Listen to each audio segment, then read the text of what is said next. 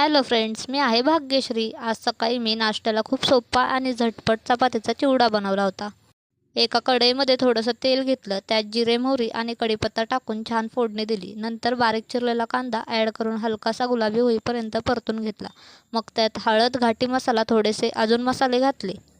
चपातीचे बारीक तुकडे केले होते ते पण ॲड केले. चवीनुसार मीठ घातलं आणि सगळं नीट हलवून घेतलं. आणि शेवटी स्वस्तात मस्त कोथिंबीर टाकली. बस तयार झाला गरमागरम कुरकुरीत चपातीचा चिवडा. तुमच्याकडे पण उरलेल्या चपात्या असतील तर असं काय काय भरपूर बनवता येतं शिळ्या चपात्यांचं. नक्की ट्राय करा. तर असा होता झटपट नाश्ता. नक्की ट्राय करा. व्हिडिओ आवडला असेल तर लाईक करा, कमेंट करा आणि चॅनलला सबस्क्राईब करायला विसरू नका.